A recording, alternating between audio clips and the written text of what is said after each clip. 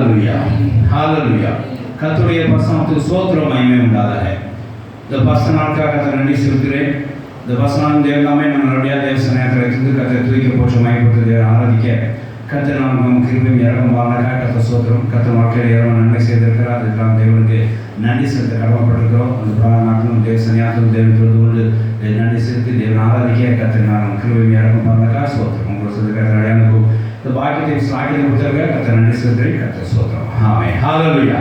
கர்த்தர் ஸ்தோத்திரம் உண்டாதே. நானும் கூட நம் கைக்கு வேதத்திலிருந்து கர்த்தர் கொடுக்குற வானமன்னாவை நாம் புசித்து நாட்களுக்கு பலப்படுவோமாக. இன்னும் நம் விசுவாசத்தை வளர்த்துக்கிறதாய் துவாவை நம்ம இடைப்பட்டு நம்மளை பலப்படுத்துவார்கள். அவர் வார்த்தையெல்லாம் நம்மளை திடப்படுத்துவார்கள். இப்போ வாசிக்கலாம். எபிரேயர் புஸ்தகம் 11ஆம் அதிகாரம் 1-2 சேர்த்து வாசிக்கலாம். எபிரேயர் 11:1-2.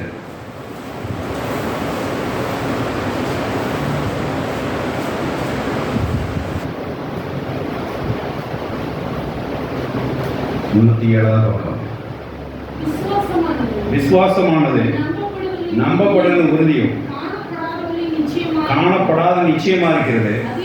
அதனாலே முன்னொரு நற்சாட்சி பெற்றார். ஆமென். தேவனுடைய ஸ்தோத்திரம் மகிமை உண்டாதாக. எபிரேயருக்கு எப்படி ஆக்கியோன் இப்படி வார்த்தைகளை எழுதுகிறதை பார்க்கிறோம். விசுவாசத்தை குறித்து அவர் எழுதுகிறார். விசுவாசத்தை வந்தவர் ஆக முடியாது, விசுவாசம் திடப்பட முடியாது. இந்த அதிகாரம் எழுதப்பட்டிருக்கு. எபிரேயர் 11ஆம் அதிகாரம் முழுவதும் பார்த்தீங்கன்னா பசுத்தோழர்கள் விசுவாசத்தினால் எப்படி இருந்தார்கள், எப்படி சாதித்தார்கள், எப்படி நன்மை பெற்றுக்கொண்டார்கள், எதை நோக்கி போய் கொண்டிருந்தார்கள், எல்லாமே இதில் குறிப்பிடப்பட்டிருக்குது. அதை குறிப்பிடறதுக்கு முன்னாடி விசுவாசம் என்ன அப்படின்னு சொல்லி அதை ஆக்கியோன் எழுத பார்க்கிறோம். விசுவாசமானது நம்பப்படுகிறவர்களின் உறுதியும், அதாவது what you are making hope on promises, அதாவது நம்ம எந்த வாக்குறுதியை நம்பப்படுறோமோ அதோட உறுதியும் என்று சொல்லி பார்க்கிறோம். அதோட கன்ஃபர்மேஷன் அப்படின்றத நமக்கு பார்க்கிறோம். அதாவது ஃபெய்த் இஸ் எ கான்ஃபிடன்ஸ், ஒரு உறுதி நமக்கு கிடைக்குது. எப்படின்னா which we hope on God promises, வாக்குத்தத்தின் மேலே நாம் ஒரு நம்பிக்கை வைக்கிறோம். அது நமக்கு கிடைக்குங்கிற ஒரு உறுதி விசுவாசம் கொண்டு வருது. அது மாத்திரமல்ல, அடுத்தது காணப்படாதவர்கள் நிச்சயமா இருக்கு.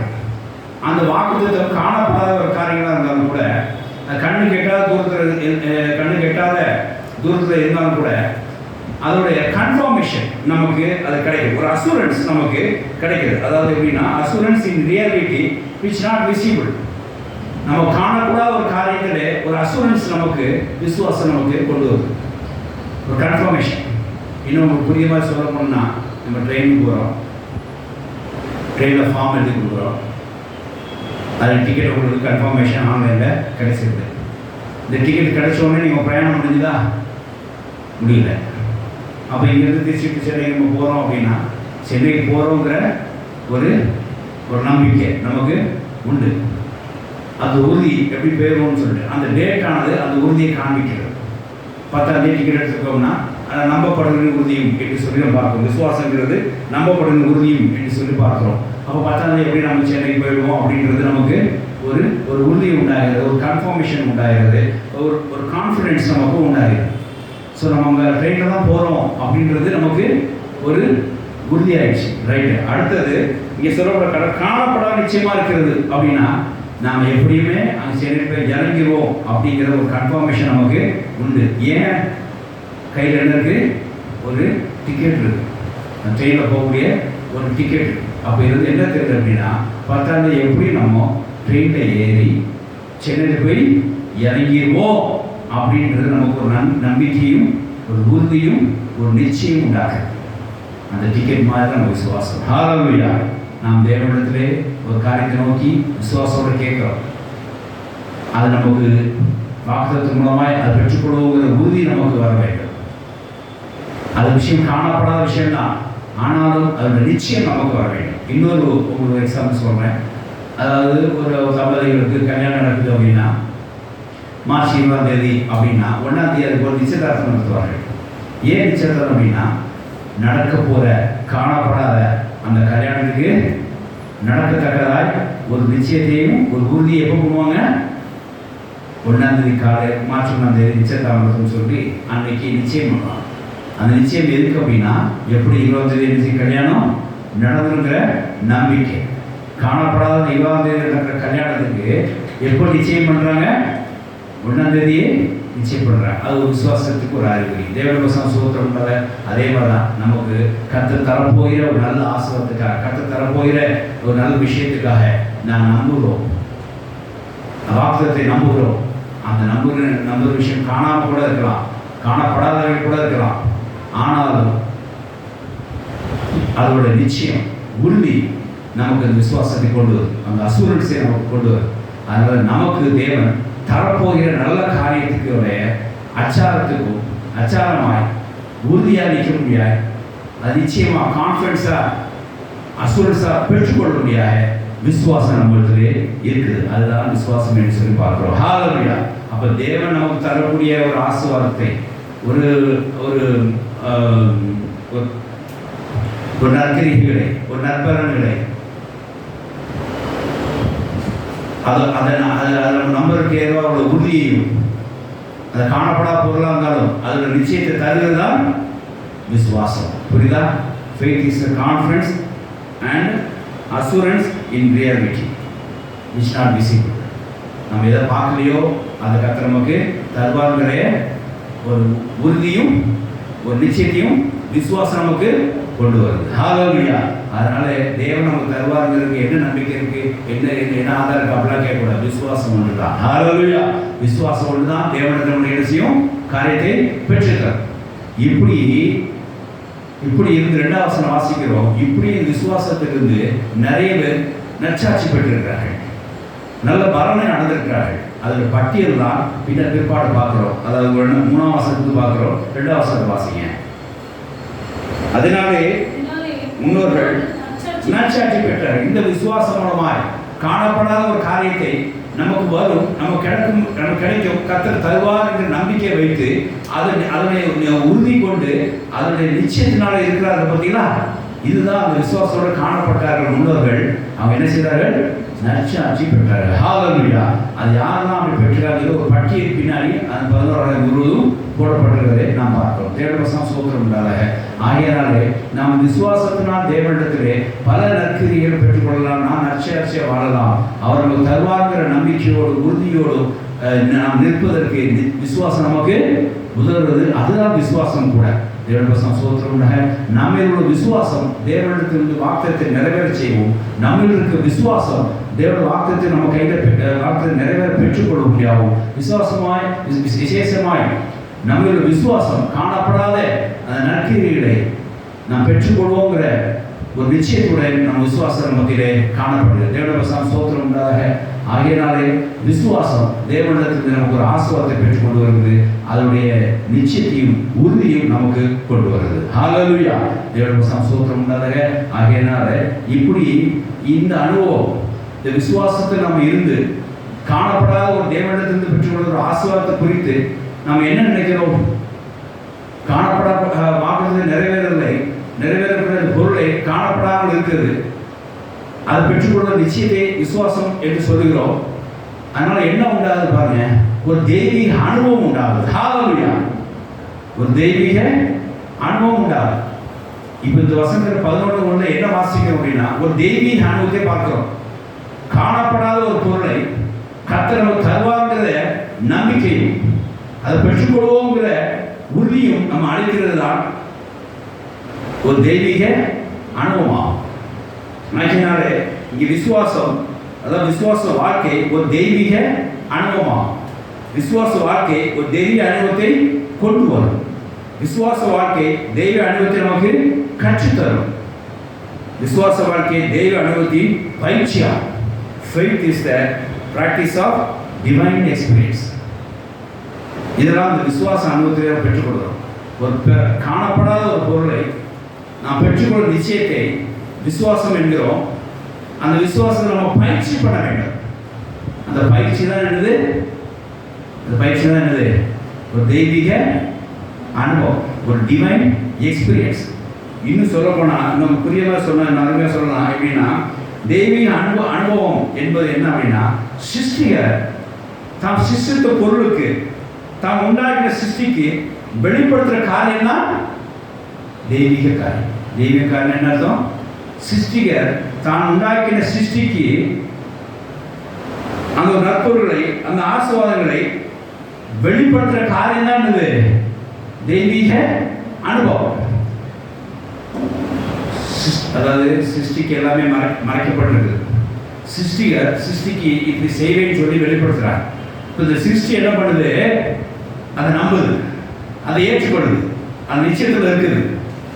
அப்போ இந்த சிருஷ்டிகள் என்ன பண்ணுவா, என்ன தரப்போகிறா, என்ன தந்துருவா அப்படின்றத வெளிப்படுத்துற ஒரு காரியம் தான் தேவி அனுபவம். இந்த தேவி அனுபவம் எப்படி உண்டாகுதுன்னா விசுவாசத்தினால உண்டாகுது. ஹல்லேலூயா. புரியுதா? அப்போ ஒரு சிருஷ்டிகர் நம்ம படைத்தவர் நமக்கு என்ன தரப்போகிறார், நமக்கு என்ன வைத்திருக்கிறார், நம்ம சீக்கிரமா பெற்றுக்கொள்வோம், அந்த நிச்சயத்தில் இருக்கிறோம் அப்படின்னு நமக்கு தேவன் வெளிப்படுத்துறார். நம்ம என்ன பெற்றுக்கொள்வோம், நமக்கு என்ன வரப்போகுது, என்ன ஆசை வரப்போகுது அப்படின்றது சிருஷ்டிகர் செய்யறார், வெளிப்படுத்துகிறார். இந்த வெளிப்படுத்துற அனுபவம் என்னது? தெய்வீக அனுபவம். இந்த தெய்வம் எப்படி உண்டாகுது? அவர் நமக்கு தருவார்கிற நம்பிக்கையும், அவர் நமக்கு தருவார்கிற நிச்சயமும் விசுவாசம் கொண்டு வரும் விதமாய் இந்த தெய்வீகம் நமக்கு உண்டாகுது. ஹல்லேலூயா. ஒரு டிவைன் எக்ஸ்பீரியன்ஸ் இந்த விசுவாசத்தில் நமக்கு உண்டாகும். சிருஷ்டிக்கு தன்னுடைய காரியத்தை வெளிப்படுத்துகிறார். தெய்வீக அனுபவம் அது விசுவாசத்தை கொண்டு வருது. ஹல்லேலூயா. இந்த தெய்வீக அனுபவத்திலே பயிற்சி நமக்கு உண்டாக வேண்டும். இந்த தெய்வீக அனுபவத்திலே ஒரு பிராக்டிக்கல் நமக்கு உண்டாக வேண்டும். எல்லா இடத்துல விசுவாசம் கேட்கும், அந்த பயிற்சி நம்ம செய்யணுமா என்கிறவங்க கிடையாது. விசுவாச கிரியை வேற, விசுவாச பயிற்சி வேற. திரும்ப விசுவாசத்தில் இருந்து தேவனுடைய அந்த வாக்குத்தை நிறைவேற்ற பெற்றுக்கொள்ள வேண்டும். அந்த நிச்சயத்தை பெற்றுக்கொண்டு அந்த காரியத்தை அடைய வேண்டும். இதுக்கு சம் பிராக்டிஸ்லாம் இருக்கு, வேதாந்தத்தில் இருக்கு. அது இயேசுவே சொல்லி கொடுத்துருக்கிறார். நீங்கள் இந்த மாதிரி ஒரு பயிற்சி செய்யுங்க, விசுவாச அனுபவம் உடையவர்களாய், விசுவாச வாழ்க்கையில் தெய்வீக அனுபவம் உடையவர்களாய் நீங்கள் ஒரு பயிற்சி செய்யுங்க என்று சொல்லி இயேசுவே சொல்லி கொடுத்துருக்கிறார். என்ன சொல்லி கொடுத்துருக்கிறார்? உங்களுடைய விசுவாச வாழ்க்கையிலே, நம்முடைய விசுவாச வாழ்க்கையிலே ஒரு தெய்வீக அனுபவ பயிற்சியை செய்யுங்க என்று சொல்லி இயேசு நமக்கு சொல்லிக் கொடுத்திருக்கிறார். வேதாந்தத்தில் அது பதிவு செய்யப்படும். ஆகையால் நம்முடைய விசுவாச வாழ்க்கையிலே தெய்வீக அனுபவத்தை உண்டாக்குற செயல்களை வேதாந்தத்தில் என்னென்ன கண்டறிந்து அதற்கு நாம் பயிற்சி செய்வோமாக. விசுவாசம் தேவனுடைய எல்லாத்தையும் நாம் பெற்றுக்கொள்வோமாக. ஆமென். ஹல்லேலூயா. கர்த்தருடைய ஸ்தோத்திரம் உண்டாதாக. ஆகையால் விசுவாச வாழ்க்கை ஒரு தெய்வீக அனுபவத்தின் பயிற்சியா. நீ தெய்வீக அனுபவம் உங்களுக்கு வர வேண்டும் என்று சொன்னால் உன் விசுவாசம் ஸ்ட்ராங்கா இருக்கும். விசுவாசம் என்கிறது தெய்வீக அனுபவத்தின் பயிற்சியா. அந்த பயிற்சியில எந்த அளவுக்கு இருக்கிறீங்களோ அந்த விசுவாசத்தை என்ன செஞ்சிருப்பீங்க, நிறுத்திருப்பீங்க. விசுவாசம் நம்புவீங்க, ஒரு காரியத்தை நம்புவீங்க, அப்புறம் அப்படியே விட்டுருவீங்க. கொஞ்சம் காலம் மாறிச்சுன்னா அந்த விசுவாசத்தை விட்டுருவீங்க.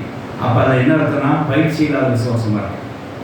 காதோடு கேட்டது மாதிரியே இருக்கு, அதை நடைமுறைக்கு கொண்டு வர முடியல, அதுக்கு கிரியை நடக்க வைக்க முடியல, அதில் செயல்பாடு ஒன்றும் இல்லை அப்படின்ற மாதிரி இருக்கு. அப்படி இருக்கக்கூடாது.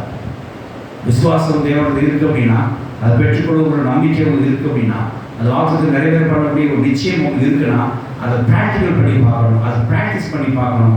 அப்போ என்ன உண்டாகும்னா அந்த தெய்வீகம், அந்த சிருஷ்டிக்கு தாம் செய்ய போவதை வெளிப்படுத்துவார். அதுதான் தெய்வீக அனுபவம். இந்த அனுபவத்தை எது கொண்டு வருது? விசுவாசம் கொண்டு வருது. ஆமென். ஹல்லேலூயா. இப்படி ஒரு 3 பயிற்சியை, நிறைய பயிற்சி இருக்குது விசுவாசத்திலே. தெய்வீக அனுபவத்தை கொண்டு வர பயிற்சி நிறைய இருக்கிறது. அதில் ஒரு 3 பயிற்சியை நாட்களில் நாமே ஆவியான துணையோடு வேதாந்தத்திலே சற்று ஆவியான வெளிச்சத்தை உற்று பார்ப்போம். கர்த்தர் 3 பயிற்சிகள் நமக்கு காண்பித்து நம்மை திடப்பட வைப்பாங்க. முதல் காரியம், விசுவாச வாழ்க்கை தெய்வீக வல்லமையை கொண்டு வரும். விசுவாச வாழ்க்கை தெய்வீக அனுபவத்தை தரும் சொன்னோம், அப்படிதானே? விசுவாச வாழ்க்கை தெய்வீக அனுபவத்தை தரும் என்று சொன்னோம். அந்த விசுவாச வாழ்க்கை தெய்வீக அனுபவத்தில் என்ன தரும்? தெய்வீக அனுபவத்தில் என்ன தரும்? அந்த தெய்வீக வல்லமையை கொண்டு வரும். ஹல்லேலூயா. முதல் பாயிண்ட் என்னது? விசுவாச வாழ்க்கையிலே தெய்வீக அனுபவ பயிற்சி, தெய்வீக அனுபவ பயிற்சி பெற்று தெய்வீக அனுபவ பயிற்சி நான் பெற்றுக்கொள்ற முதல் காரியம் என்னன்னா தெய்வீக வல்லமை. ஹல்லேலூயா. கர்த்தருடைய ஸ்தோத்திரம் உண்டாதாக. நான் வாசிக்கலாம் சங்கீதம்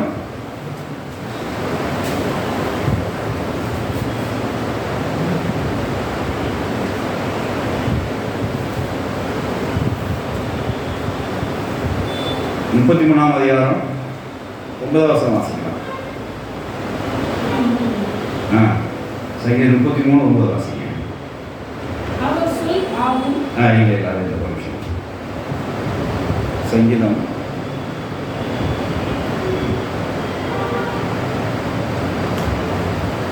105 அதிகாரம் சங்கீதம் 105:4 வாசிங்க.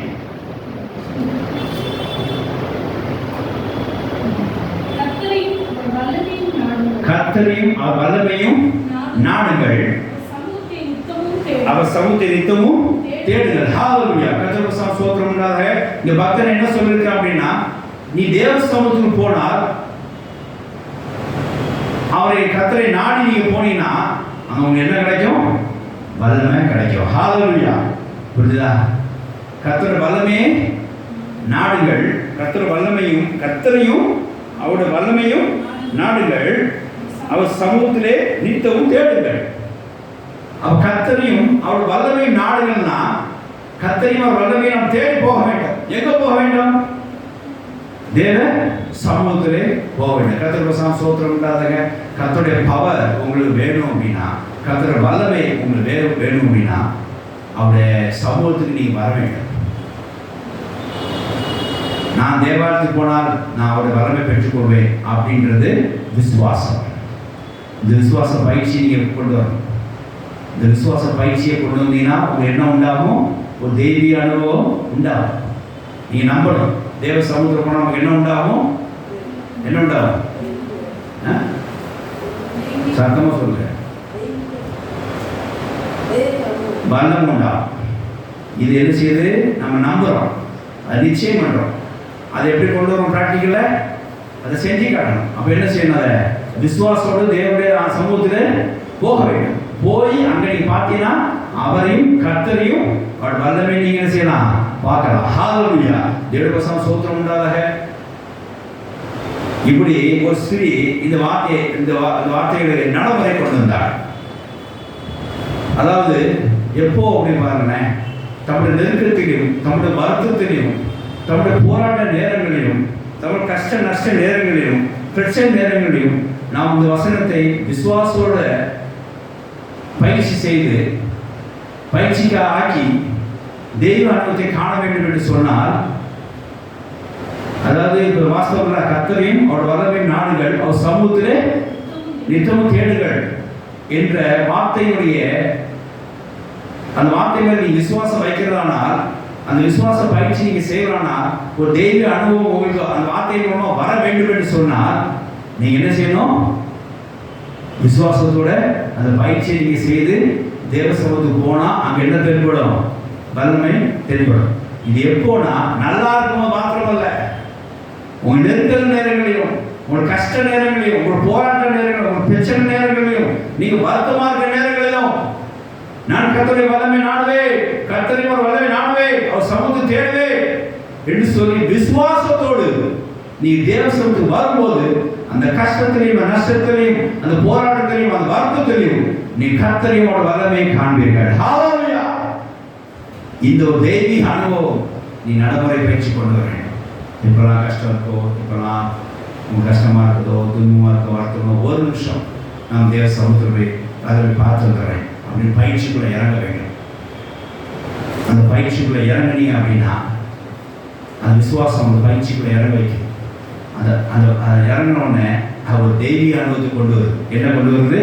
இந்த வசனத்தோட வல்லமையை அங்கே காட்டுது. ஹalleluya. இந்த வசனத்தோட பொருளை எங்க கொண்டு வருது, இந்த வசனத்தோட மகத்துவத்தை அங்கே காண்பிக்குது. இதுதான் இது தெய்வீக அனுபவம். அப்போ இந்த வசனத்திலே நீங்க விசுவாசமா இருக்கீங்கன்னு வச்சுக்கோங்களேன், கர்த்தரையும் அவருடைய வல்லமையும் நாடுகள், அவருடைய சமூகத்தை நித்தமும் தேடுங்கள் என்கிற வசனத்தின் மேலே நீங்க விசுவாசமா இருந்தீர்களானால் அதனுடைய தெய்வ அனுபவத்தை நீங்க பெற்றுக்கொள்ள வேண்டுமானால் நீங்க உடனே விசுவாசம் என்ன செய்யணும்? ஆலயத்துக்கு போய் தேவ சமூகத்தில் போய் நீங்க தேவ சமூகத்தில் விசுவாசம் காணப்படும் போது இந்த தெய்வீக அனுபவத்தை நீங்க என்ன செய்வீங்க? உணர்வீங்க. இந்த தெய்வ அனுபவத்தில் வெளிப்படுறதுதான் என்னது? இந்த வசனத்தோட தெய்வீக அனுபவம் என்ன? வல்லமை. ஹalleluya. கர்த்தருக்கு ஸ்தோத்திரம் உண்டாக. இந்த மாதிரி ஆலயத்துக்கு போய் நாம் தேவ அனுபவத்தை தெய்வீக அனுபவத்தை விசுவாசத்தோடு பெற்றுக்கொள்ள வேண்டும். இந்த மாதிரி இந்த வசனத்தை நான் சொல்றது ஒரு பயிற்சினா இந்த வசனத்தோட பயிற்சி. இந்த வசனத்தை நம்பினா என்ன கிடைக்கும்? இந்த வசனத்தை நம்புறா இப்படி சொல்லி விசுவாசம் வந்தால் தெய்வீகானம் கிடைக்கும்னு சொல்லிட்டீங்க. அந்த தெய்வீகானம் எந்த கொண்டு வரும் அப்படின்னு கேட்கலாம். சரி, உதாரணத்துக்கு முதல் பயிற்சி, இந்த வசனத்தை நம்புங்க. கர்த்தரையும் அவருடைய வல்லமையும் நாடுகள், அவர் சமூகத்தை நித்தமும் தேடுங்கள், இது விசுவாசிங்க அப்படின்னு அவங்க சொல்லுங்க. சரி, இந்த விசுவாசம் நம்புறேன், இதில் விஷயத்தை ஏற்றுக்கொள்கிறேன், இந்த உறுதியை ஏற்றுக்கொள்கிறேன், ஒரு கான்ஃபிடன்ஸ் இருக்குது, ஒரு அசூரன்ஸ் இருக்குது, நான் ஏற்றுக்கொள்கிறேன். ரைட், அப்போ பயிற்சியாக ஒரு காரியத்தை செய்வோம். ஒரு தெய்வ அனுபவத்தில் வரணும் அப்படின்னா இந்த காரியத்தை நிறைவேற்ற பயிற்சி செய்யுங்க. தேவ சமூகத்தை வந்து பாருங்க, அந்த தெய்வ அனுபவத்தை உணர்வீங்க. எப்படி உணர்வீங்க? இந்த வசனத்தை நீங்க விசுவாசத்தினாலே, இந்த வசனத்தோட தெய்வீக அனுபவம் என்ன அப்படின்னா, இந்த வசனத்தோட பயிற்சியோட தெய்வ அனுபவத்து பயிற்சி என்ன அப்படின்னா வல்லமை வெளிப்படுகிறது. ஹalleluya, கர்த்தருக்கு ஸ்தோத்திரம் உண்டாக. அப்ப நீங்க உங்களுக்கு வல்லமை வேண்டும் என்று சொன்னால் அதுபோல ஸ்பிரிச்சுவல் எக்ஸசைஸ், டிவைன் எக்ஸசைஸ் என்ன வேணும்? என்ன செய்யணும்? விசுவாசத்தோடு தேவ சமூகத்தில் என்ன செய்யணும்? ஜெபம் பண்ணணும். ஹalleluya, கர்த்தருக்கு ஸ்தோத்திரம். தேவ சமூகத்தை வந்து பார்க்கணும், தேவ சமூகத்தை ஆக்சஸ் பண்ணணும். இங்கே ஒரு ஸ்திரீ அப்படி ஒரு தன்னுடைய போராட்டத்திலையும் நெருக்கத்திலையும் வருத்தத்திலையும் அவர் தேவ சமூகத்துக்கு போனார், தேவ சமூகத்தை அணுகினார், தேவ சமூகத்தில் ஆக்சஸை அவர் செய்தார், வல்லமை பெற்றுக்கொண்டார். வாசிக்கலாம், மார்க் 5ஆம் அதிகாரம் 25 வாசிங்க, 34 வரைக்கும் வாசிங்க, வேகம் வாசிங்க. 12 வருஷமாய் பெரும்பாலும் ஒரு ஸ்திரீ அநேக வைத்தியர்களால் மிக வருத்தப்பட்டு தனக்கு உண்டான எல்லாம் செலவழித்து சற்றாயம் கொஞ்சம் கூட குணமாகாமல் அது வருத்தப்படுகிற போது இயேசுவை குறித்து கேள்விப்பட்டு இயேசு வஸ்திரம் தொட்டாயிலும் சொஸ்தமாவேன் என்று சொல்லி ஜன கூட்டத்துக்குள்ளே அவர் பின்னாக வந்து வஸ்திரத்தை தொட்டார். ஹalleluya, இங்க அருமையாக ஒரு தெய்வ அனுபவத்தை பெற்றுக்கொள்ள முடியாத ஒரு விசுவாச பயிற்சி இந்த ஸ்திரீ செய்தார். இந்த ஸ்திரீ எப்படிப்பட்ட ஸ்திரீ?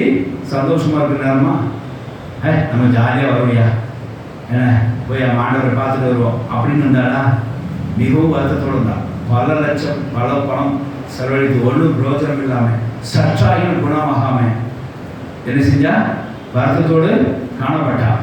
இந்த இடத்துல இயேசு வந்து கேள்விப்பட்டு, ஆஹா, இயேசு என்னை குணமாக வரோமே எல்லாரும் சொல்றாங்க, ஆனால் அவர் பரிசுத்தமானவர், அவர்கிட்ட இருந்து பேசி அவர் கை வச்சு ஜெபிக்க அவர் நமக்கு இடம் கொடுப்பாரா? அவர் தெய்வீக வல்ல முடியாத ஆளாச்சே, பரிசுத்தர் ஆளாச்சே, நமக்கு செய்வாரா? நம்ம செய்ய மாட்டார். நமக்கு அப்படி நமக்கு நம்ம பாவி அப்படி இடம் கொடுக்க மாட்டார். அட்லீஸ்ட் என்ன பண்ணுவோம்? அவர் நம்ம பேச்சு பார்த்து கொடுத்து அவர் ஜோம் பண்ணுறதா கூட அட்லீஸ்ட் அவருடைய தொட்டாலாவது என்ன செய்வோம்? அவரை நம்ம அவர் சமூகத்துக்கு போனாலாவது நமக்கு என்ன கேட்கும்? ஒரு பவர் கிடைச்சுன்னா நம்ம அதை என்ன பண்ணிடலாம், அதை வச்சு நம்ம பிழைச்சிக்கலாம் அப்படின்னு சொல்லி அந்த விசுவாசம் அவருக்கு தெய்வீக அனுபவத்தை கொண்டு வந்தது. ஹalleluya, கர்த்தருக்கு ஸ்தோத்திரம் உண்டாக. பாருங்க, அவரோட வருத்தத்திலே அவர் தேவ சமூகத்துக்கு நாடி வந்தார். ஹalleluya, போராட்டத்திலே தன் பாடுகளிலே தேவ சமூகத்தை நாடி வந்தார். இப்போவும் ஜனங்களே, நீங்க போராட்டத்தில் இருக்கிறீங்களா? ஒரு போராட்டம், ஒரு பாடுகள் இருக்கீங்களா? மிகவும் வருத்தத்தில் இருக்கீங்களா? இது கிடைக்கவில்லைங்கிற வருத்தத்தில் இருக்கீங்களா? அதே நிலைமையோடு தேவ சமூகத்திலே வாஞ்சியா விசுவாசத்தோட இந்த தெய்வீக அனுபவ பயிற்சிக்காக நீ இறங்கி பாருங்க, தேவ சமூகத்தில் வந்து பாருங்க, அவர் வல்லமையை பெற்றுக்கொள்வீங்க. ஆமென், ஹalleluya. கர்த்தர் நிச்சயமாக தேவனுடைய சமூகத்து வர ஜனங்களை கைவிடார். கர்த்தர் நிச்சயமாக தம் சமூகத்து வர ஜனங்களை கைவிட மாட்டார். அதுக்கு ஒரு வல்லமை அளித்து அவர் சேவம் அளித்தவங்க ஆசீர்வதிப்பார். ஹalleluya. இங்க உடனே பாருங்க என்ன ஆசீர்வாதம் நடந்து பாருங்க. அடுத்த வாசிக்கலாம். உடனே நின்று போயிடுச்சு. இயேசு விசாரிச்சு கேட்டு என்ன பிரச்சனை கதையை கை வச்சு அந்த பழக்கம் நாங்கள் அங்கே கொண்டு போகல. தொட்ட உடனே இயேசு வஸ்திரத்தை தொட்ட உடனே முதல் நின்று போச்சு. இந்த வஸ்திரம் அர்த்தம் என்ன அப்படின்னா தேவ ஆலயத்தை குறிக்கிறான். அந்த ஆலயத்திலே தேவனோட மகிமையானது அவர் வஸ்திரம் அதாவது மகிமை வஸ்திரம் போல தேவாலயத்தை செய்து மூடினது. அப்போ வஸ்திரம் என்னது? ஒரு தேவாலயத்தை குறிக்கலாம், தேவனோட சமூகத்தை குறிக்கலாம். சபை இயேசு சரீரம், அந்த சரீரத்துக்கு பாருங்க எல்லாம் கர்த்தர் அந்த அந்த சரீரத்துக்கு வேண்டிய வஸ்திரம் எல்லாம் கொடுத்துருக்கிறார். ஒரு ரட்சிப்பின் வஸ்திரம், ஒரு வல்லமை வஸ்திரம், ஒரு வெளிச்சத்தின் வஸ்திரம் அந்த சரீரத்துக்கு இருக்குது. அது சபையா இருக்கிறது, அது ஆலயமா இருக்கிறது. அதை போய் நீங்க ஆக்சஸ் பண்ணும்போது, அதை போய் நீங்க டச் பண்ணும்போது வல்லமை உங்களிடத்தை வந்து சேருது. ஹalleluya. தேவனுக்கு ஸ்தோத்திரம் உண்டாதாக. ஒரே ஆச்சரியம் அவர்களுக்கு. அவர் வசனத்தை தொட்டார். இந்த மாதிரி அனுபவ பயிற்சி நமக்கு உண்டா? உண்டு. நான் பிற்பாடு சாட்சி சொல்றேன். தொடர்ந்து வாசிங்க. அந்த வேதனை நீங்க ஆரோக்கியம் அடைந்தது. சரீரத்தில் உணர்ந்தார். உடனே இயேசு நம்மிலிருந்து வல்லமை புறப்பட்டதை தமக்குள்ள அறிந்து ஜனக்கூட்டத்துக்குள்ளே திரும்பி என் வஸ்திரங்களை தொட்டது யார் என்று கேட்டார். என் வஸ்திரத்தை தொட்டது யாருடா? பின்னாடி இருந்து ஸ்திரீ தொட்டுங்க. திரும்பி யார் என் வஸ்திரத்தை தொட்டா என்று சொல்லி கேட்கிறாங்க. அவருடைய சீஷர்கள் அவரை நோக்கி இதெல்லாம் நீங்கள் உம்மை நெருக்கிக் கொண்டிருக்கிறதை நீ கண்டும் என்னை தொட்டது யார் என்று இங்க எத்தனை பேர் அவங்க தொட்டாங்க, எத்தனை பேர் நெருக்கிறாங்க, எத்தனை பேர் கையை பிடிச்சிட்டு இருக்காங்க, எத்தனை பேர் தள்ளி கொண்டு இருக்கிறாங்க. ஆனா உங்களை மட்டும் தொட்டது யாருன்னு கேட்கல. எப்படி அவங்க கண்டுபிடிக்கிறோம்? எல்லாரும் தான் இருக்கிறாங்க அப்படின்றாங்க. அவருக்கு தெரிஞ்சு எத்தனை பேர் நெருக்கினாலும் வல்லமை ஒருத்தர் தான் போயிடுச்சு.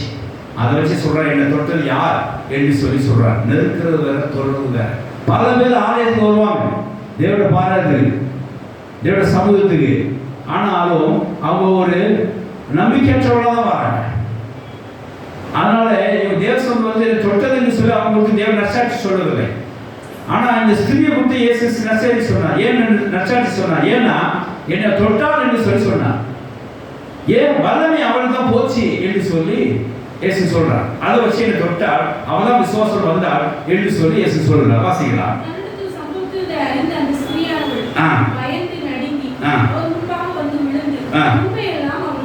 ஆமென். தேவனுடைய வசனம் ஸ்தோத்திரம் உண்டாதாக.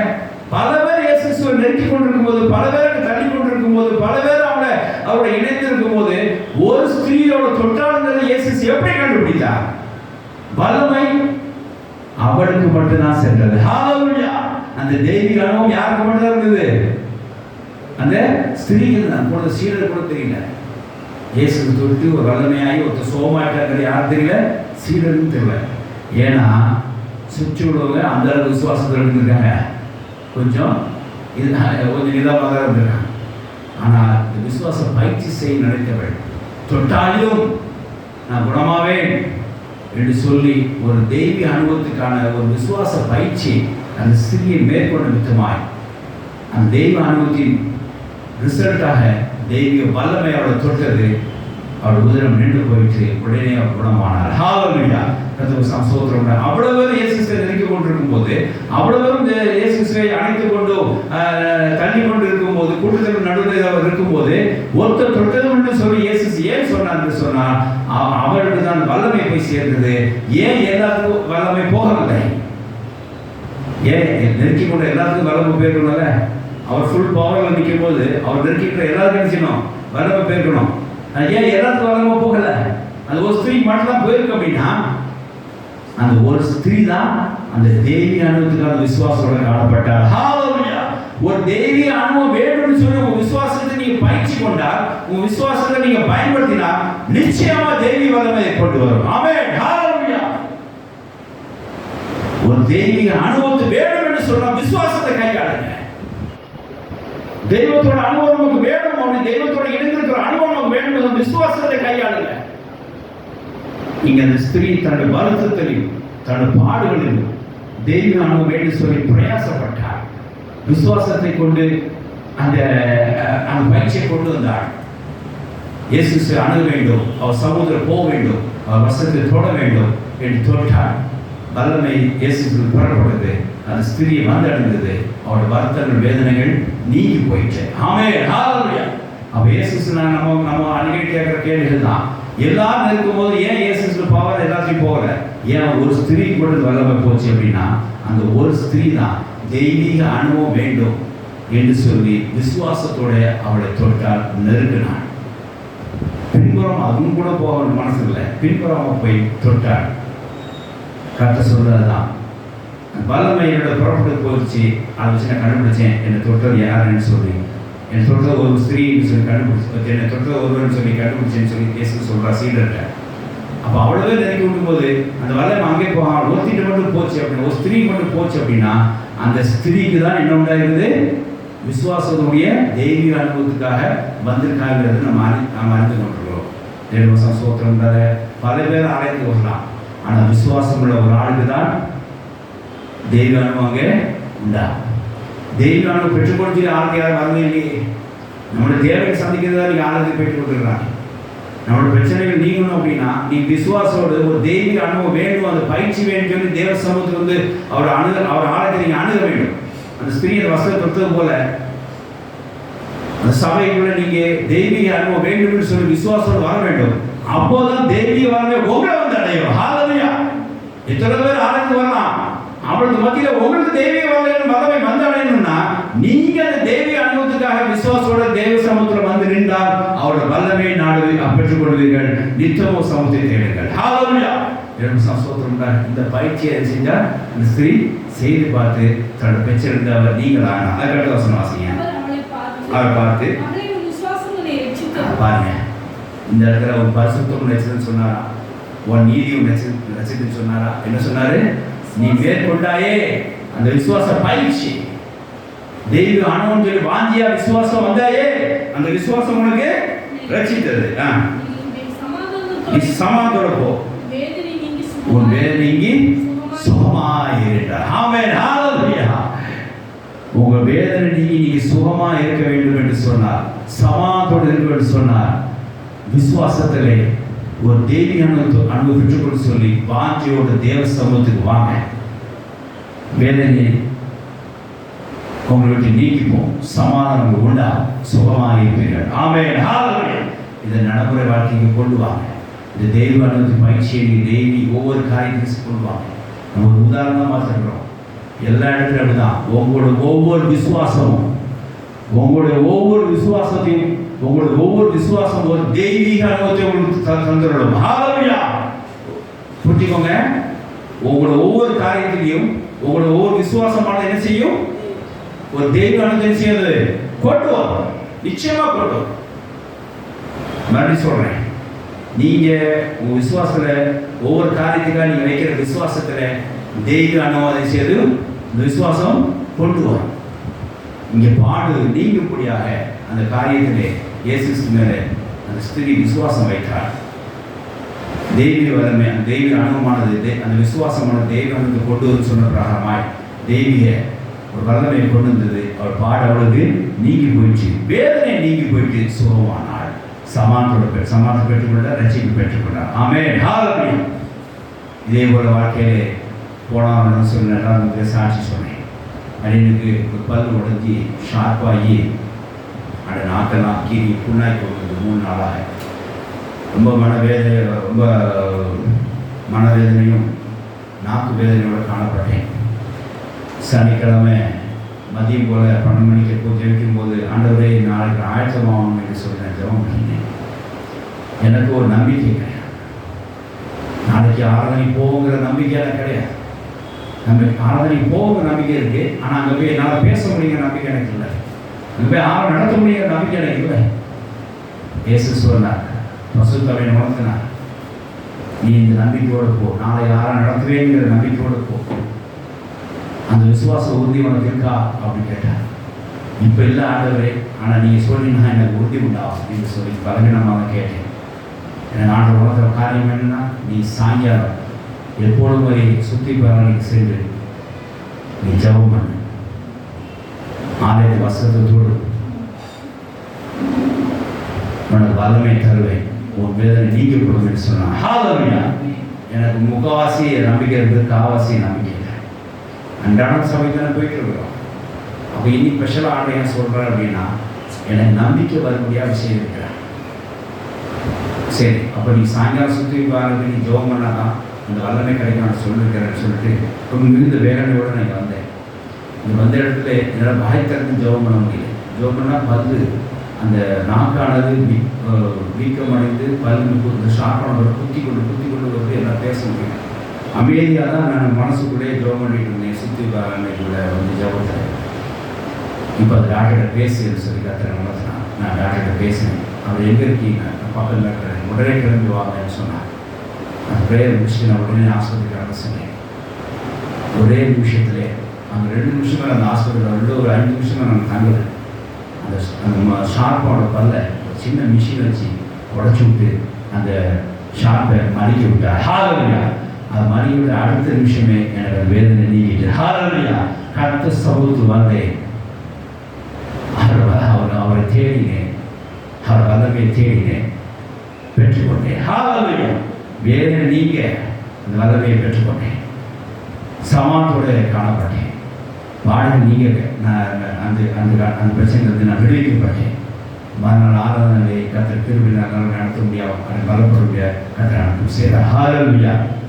எந்த சிக்கல்னாலும் சரி, எந்த வருத்தமானாலும் சரி, எந்த போராட்டம்னாலும் சரி, நீங்கள் வருத்தமானாலும் சரி, தைரியமாக தேவ சமுத்திரம் வாங்க. குறிப்பாக அந்த இடத்துல விசுவாசத்தோட ஒரு தெய்வ அனுபவத்தை காண்பேன் என்று சொல்லி விசுவாசம், என்னுடைய விசுவாசம் தெய்வ அனுபவம் கொண்டு வரும். தெய்வ அனுபவம் தேவனிடத்திலிருந்து சொல்லுவாங்க இல்லையா, சிருஷ்டியை தான் செய்யப்படுற காரியத்தை கொடுத்து சிருஷ்டிக்கு வெளிப்படுத்துகிற ஒரு அனுபவத்தை கொண்டு வரும் என்று விசுவாசத்தோட தேவ சமுத்திரம் வாங்க. அவரை தேடுங்க, அவருடைய வல்லமையை தேடுங்க. நிச்சயமாக அந்த அந்த அந்த தெய்வீக அனுபவம் அந்த வல்லமை கொண்டு வரும். அந்த தெய்வீக வல்லமை உங்கள் பாடுகளை நீங்க செய்யும், உங்கள் வேதனை நீங்க செய்யும், சமாதானம் கொடுக்கும், ஆசீர்வாதம் உண்டாகும், ரட்சிப்பு உண்டாகும். ஆமென். ஹalleluya. இந்த ஸ்திரீ அந்த பயிற்சியை மேற்கொண்டார், தெய்வத்தை பெற்றுக்கொண்டு தெய்வ வல்லமை பெற்றுக்கொண்டார்.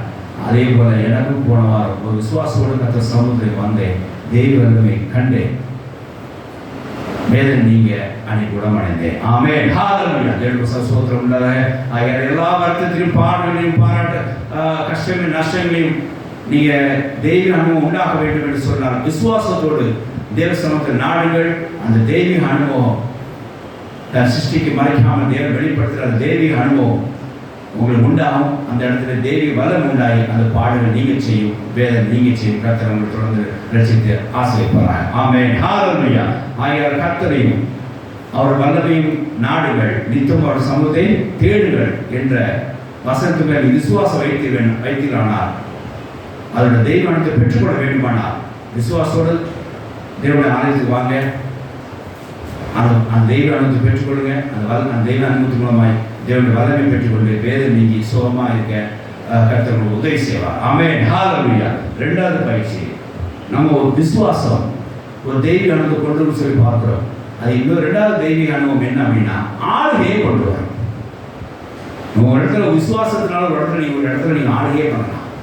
விசுவாசம் ஒரு காரியத்தை நீங்க என்ன செய்யலாம், ஒரு ஆளுகையை கொண்டு வரலாம். வாசிக்கலாம். சங்கீதம் 33ஆம் அதிகாரம் 9வது வசனம் வாசிங்க. சங்கீதம் 33:9.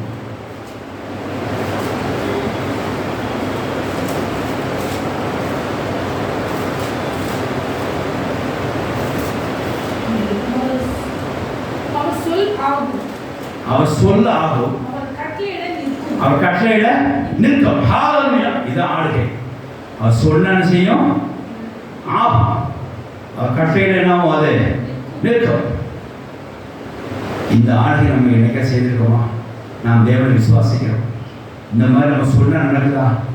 நம்ம கட்டளையிட்டா அவர் சொன்ன ஆகுது, கட்டளையிட்டா நிற்குதா? ஒரு விஷயம் ஸ்டாப் பண்ணிடுவீங்களா? ஒரு இடத்துல உண்டாக்கிறீங்களா? உண்டாகும் என்று நான் சொல்கிறேன். ஹalleluya. இது தெய்வீக அனுபவம். இங்கே தேவன் என்ன செய்யணுமா? அவர் சொன்னால் ஆகும், அவர் கட்டளையிட்டா நிற்கும். இது தெய்வீக ஒரு காரியமாகும். நமக்கு உண்டாகுமா? நம்மளால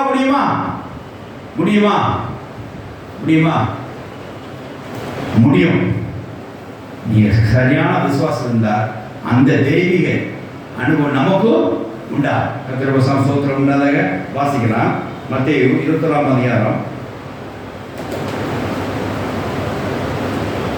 12-10 வாசிங்க. மத்தேயு 21:12-10 வாசிங்க. இங்கே ஒரு ஆளுகையை கர்த்தர் இயேசு பயிற்சியை காட்டுறார்.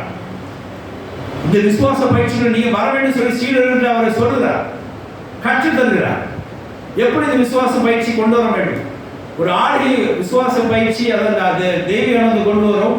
இந்த தெய்வீக அனுபவம் ஒரு ஆளுகை கொண்டு வரும். இதை நீங்க நடைமுறையை கொண்டு வாங்க என்று இயேசு தம் சீடர்களுக்கு அங்கே கற்றுக் கொடுக்கிறார். எப்படி கற்றுக் கொடுக்கிறார் பாருங்க, வாசிக்கலாம்.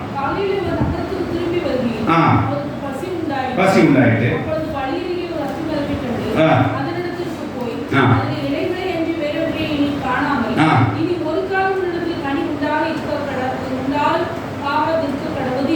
உடனே அத்திமரம் பற்று போயிடுச்சு. இயேசு பார்த்தார், உற்று பார்த்தார், பசி ஏதாவது சாப்பிட இருக்குமான மரத்தை பார்த்தார், ஒன்றும் இல்லை. இனி ஒரு காலம் உனக்கு என்ன வராது. தேவனுடைய பிள்ளைகளுக்கு அங்கே இல்லைன்னா என்ன உண்டாகாது, அங்கே கனி உண்டாகாது. அப்படியா? நிச்சயமா அப்படிதான்.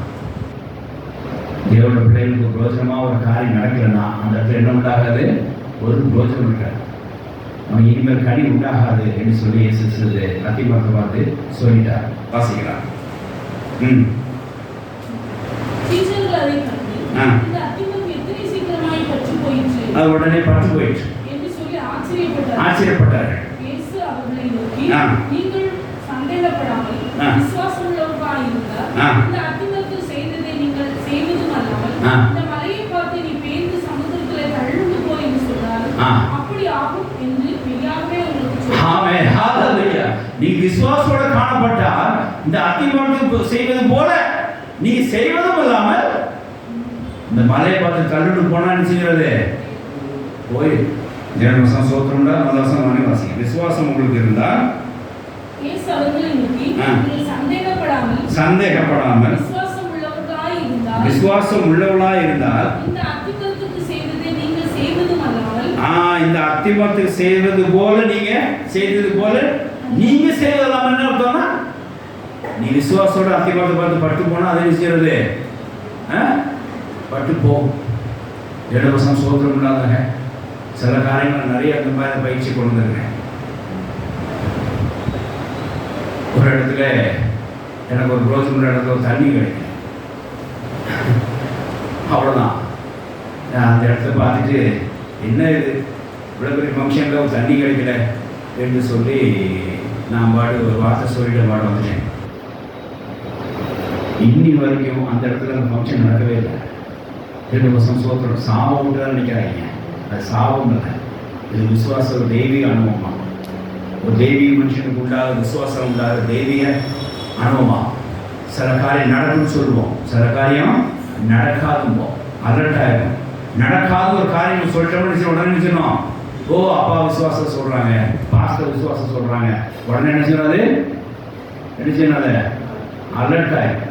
அதே விஷயத்தில் நடக்கும்னு சொல்லிட்டாங்க, அப்பா விசுவாசம் சொல்கிறாங்க, பாஸ்டர் விசுவாசம் சொல்கிறாங்க, நம்ம விசுவாசம் சொல்கிறேன், உடனே அதுக்கும் அலர்ட் ஆகும். இயேசு சொன்னார், இந்த அத்திமரத்தை செய்வது போல நீங்க செய்வது அல்லாமல் நீங்க சொன்னாலும் அத்திமரம் செய்வது பட்டு ஓ உங்களுக்கு அது பிரயோஜனம் இல்லாமன்னா இனி ஒரு காலம் கனி கொடுக்காது. நீங்க சொன்னா அதுவும் கனி கொடுக்காது. அது மாத்திரம் இல்ல, அதோட பெரிய செயலாய் என்ன அடுத்த வசனம் வாசிங்க. இந்த மலையை பார்த்து நீ பேர்ந்து சமுத்திரத்தில் தள்ளுண்டு போ என்று சொன்னாலும் அது அப்படியாகும். ஆமென். ஹalleluya. இந்த பயிற்சியை பண்ணிருக்கீங்களா? நிச்சயமா. ஒரு கடன் பிரச்சனைக்கு எனக்கு ஒரு தொலை கொடுத்துட்டே இருந்தான். ஆண்டவரே மலை போல தாழ்ந்து நிற்கிறான், மலை போட்டு இந்த பிரச்சனை போல எனக்கு டெய்லி வந்து நிற்கிறான், இந்த விலைக்கு என்னை பாராட்டுக் கொள்ளும் என்று சொன்னேன். கர்த்தர் சொன்ன விலைக்கு பாராட்டு சொல்லி ஜெபம் பண்ணாத, நீ விசுவாசத்தோட அந்த மலையை அகண்டு போன்னு சொல்லி நீ முன்னாடி மலை நிற்காது என்று சொன்னான். அது பகல் அது பெயர்ந்து போயிடும் என்று சொன்னான். ஒரு நாள் அந்த மனுஷன் முன்னாடி நின்னான். ஆண்டவரே நான் சொல்லக்கூடாது, அந்த மலை என்ன முன்னாடி நிற்கும், என்ன பண்ணாங்க பின்னாடி இந்த போ தள்ளுண்டு போ என்று சொல்லு என்று சொன்னான். நான் மனதுக்குள்ளே தள்ளுண்டு போ என்று சொல்லி பிரச்சனையை பார்த்து சொன்னேன். அவ்வளோதான், அது சீக்கிரமாய் அந்த பிரச்சனைக்கு முடிவு உண்டாயிடுச்சு. ஹalleluya. அந்த கடன் அடைக்கப்பட்டது, அது பெயர்ந்து தரமடையானது. என் வாழ்க்கையிலே நான் மகிழ்ந்தேன். ஹalleluya. 2 வருஷம் சோத்திரம். மலை போன்ற ஒரு பிரச்சனை இருக்கலாம், விசுவாசத்தினால அதை நீங்கள் தகர்த்தெறியலாம், அத்திமரத்தை பூத்து கொடுக்கலாம். ஆனால் உங்களுக்கு பிரோஜனம் நீங்கள் நினைச்சீங்கன்னா அதை ஆளுகை செய்யலாம்.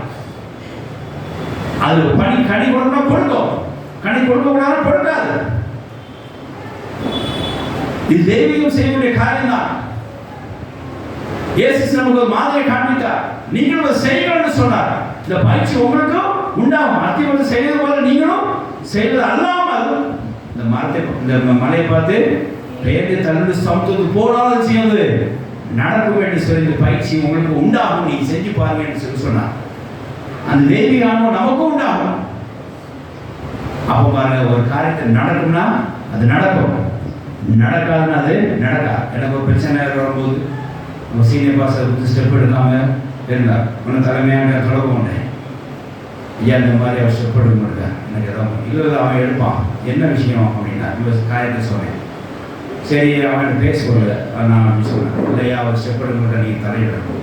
இல்லை போது அவன் பேசுவது நான் சொல்கிறேன் அப்படின்னு சொன்னான். அவர் பேசினார். பேசிட்டு சொல்லும்போது ஆமையா இந்த மாதிரி பேசுகிறேன். சரி அப்போ நீ அவங்க வீட்டில் விசாரித்து நாளைக்கு மீட்டிங் போட்டு அதுக்கு ஒரு என்னன்னு சொல்லி எனக்கு விசாரிச்சு எனக்கு அனுப்பு அப்படின்னு சொல்லி ஐயா சொல்லியிருக்கிறாங்க சீனியர்கிட்ட. இவர் எல்லாம் கேட்டு சரி பண்ணிடுறேன், அப்படியே செஞ்சிடறேன், ஐயா சொல்ல முறையே செஞ்சுக்கிறையா அப்படின்னு சொல்லிட்டு மறுநாள் காலையிலே நான் அப்புறம் நாளைக்கு காலையில் நான் அந்த ஊருக்கு போகிறேன். இந்த புது ஒளியா அவன் ஐயா ஐசிக்கிற மாதிரி புது ஒளியா ஜோ பண்ணிக்கங்க அப்படின்னு சொல்லிட்டு என்னோட விஷயத்த நல்ல தட்டுறேன். ஐயா வந்து போ, நான் எங்கே போக சொன்னேன், நீ எங்கே போகிறேன்றேன். ஐயா அந்த இது நான் தானு காரியத்தை கவனித்து முடிவெடுத்துவான்னு சொன்னேன், நீ எங்கே புது ஒளிச்சு எங்கே போகிறேன்னு சொல்லிட்டு வார்த்தை சொன்னாங்கன்னா கேட்டுக்கோங்க. நான் சொன்னால் நடக்கணும், அது நடக்கும் அப்படின்னாங்க. அந்த ஒரு பேச்சில் ஒரு ஆவியினுடைய ஒரு பவர் இருக்கிறதுப்பா. நான் சொன்னால் நடக்கும், அது நடக்கும் என்று சொல்லி விசுவாசம் சொல்வது அது அதிகாரத்தை சொன்ன வார்த்தை மட்டுமல்ல. விசுவாசம் தெய்வீக அனுபவத்தில் சொன்ன வார்த்தையா, தெய்வீக ஆளுகைகளுக்காக சொன்ன வார்த்தையா, தெய்வீக ஆளுகை வரணும் என்று சொல்லி சொன்னார். அதே பிரகாரம் அன்னைக்கு தெய்வீக ஆள் நடந்தது.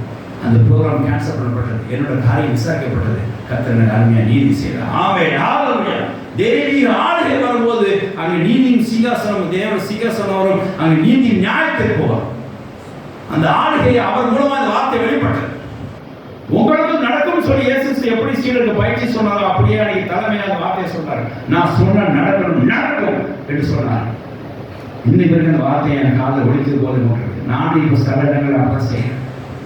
சில இடங்களும் கிருபாசான விஷயங்கள் அப்பா செய்யுமா போகாத, அதெல்லாம் நீ சொல்லாத. சேலஞ்சை ஏன்ட கேட்டாத, நீ உனக்கு என்ன வேணுமோ அதை செய், உனக்கு என்ன அதை எனக்கு கேடு. அது சேலஞ்சாக இருந்தால் ஏன்ட கொண்டு வா, நான் பார்த்துக்கிறேன். நான் பெரிய பவருடன் சொல்லல, விசுவாசம் என்று இருக்கிறேன். விசுவாசம் என்று காணாதப்படக்கூடிய நிச்சயம் எனக்கு, அந்த பொருள் கிடைக்கிற நிச்சயம் எனக்கு இருக்கு. இதெல்லாம் முன்னோர்கள் சாட்சி பெற்றார், நான் சாட்சி பெறுவேன். என்ன காரியம் சொல், எங்க கதவை அடைச்சிட்டு சொல், அந்த விசுவாசத்தை நான் காண்பிப்பேன். தெய்வ அனுமதி எனக்கு கர்த்தர் தருவார். அந்த தெய்வீக ஆளுகை கர்த்தர் எனக்கு தருவார். கதவு அங்கே திறக்கப்படும். ஹல்லேலூயா.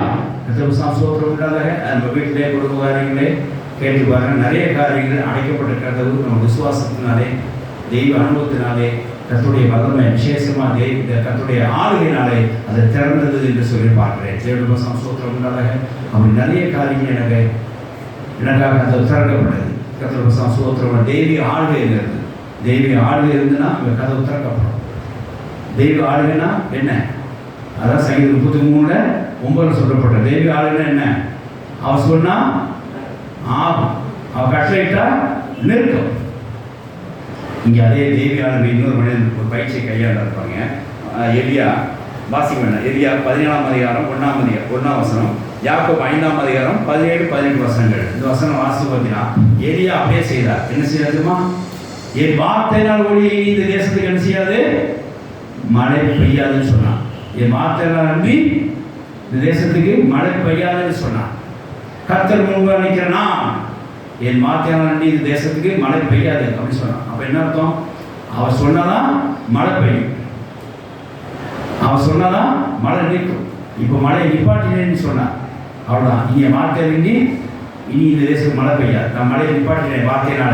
அது என்ன அர்த்தம்னா அவருடைய விசுவாசமானது, விசுவாச ஜபமானது. யாக்கோபு 5:17-18 வாசிங்க, அதோட வாசிங்க. யாக்கோபு 5:17-18 வாசிங்கன்னா அந்த விசுவாசம் உள்ள அந்த கருத்துள்ள ஜபமானது அந்த மழையை நிறுத்திச்சு. அந்த தெய்வீக விசுவாச தெய்வீக அனுபவமானது அந்த தெய்வீக ஆளுகையை கொண்டு வந்தது. மழை நின்று அவர் சொன்ன ஆகும், அவர் கட்டளை நிற்கும் அப்படின்னா அது தேவனுக்கு ஆகும், மனுஷனுக்கு எப்படி உண்டாகும்? அது விசுவாசத்தினால தெய்வீக அனுபவம் உண்டாகும், தெய்வ ஆளுகை உண்டாகும். அப்ப அது விசுவாசத்தினால், தேவன் வைத்திருக்க விசுவாசத்தினால், தேவன் மேல் வைத்திருக்க நம்பிக்கையினால், விசுவாசத்தினால் உங்களுக்கு தெய்வீக ஆளுகை உண்டாகும். இந்த விசுவாசம் மூலமா தெய்வ அனுபவத்தை நீங்க பயிற்சி பண்ணலாம். அங்கே அவர் எலியா செய்தார், ஜபம் பண்ணினார், கருத்தா ஜபம் பண்ணினார், மழை நின்று போச்சு. மறுபடியும் ஜபம் பண்ணினார், மழை பெய்தது. ஹல்லேலூயா. இந்த மாதிரி ஒரு ஆளுகைக்குள்ள வர வேண்டும். விசுவாசத்தினால், ஜபத்தினாலே. எத்தனை காரியத்தை நீ ஜபத்தினால் தடுத்துருக்கீங்க? வரப்போற பிரச்சனை எத்தனை காலம் ஜபத்தினால் தடுத்துருக்கிறீங்க? எத்தனை காரியத்தை நீ விசுவாச ஜபத்தினால அடைச்சிட்ட கதவை திறந்துருக்கீங்க? எத்தனை காரியத்தில் விசுவாச ஜபத்தினால தடுத்துருக்கீங்க? ஜெயபிரசாம் சோத்திரம் உண்டாங்க. இந்த பயிற்சியெலாம் எங்கள் வாழ்க்கை நீங்கள் கொண்டு வாங்க. இயேசு அது சொன்னார். இந்த அத்திமரத்தை செய்வது அல்லாமல் மட்டும் இல்லாமல் இந்த மலை அதோட பெரிய பிரச்சனை எதுவாக இருந்தாலும் செய்யாது. இங்கே அத்திமரத்தை கனி கொடுக்காம பார்க்க முடியும், அத்திமரம் கனி கொண்டு வரனாலும் செய்ய முடியும். அந்த மலையை பெயக்கவும் முடியும், மலையை பெயர்த்து சமூகத்தை தள்ளவும் முடியும். இந்த ஆளுகைக்கு நீங்கள் பயிற்சியை செய்யணும் என்று சொல்லி சொன்னார். அவர்கள் கற்றும் கொடுத்தார். கத்திரபிரசாம் சோத்திரம் இல்லாதாங்க. அதனால் சும்மா ஓடிட்டு பஸ்ஸுகள் நம்ம நிப்பாட முடியாது.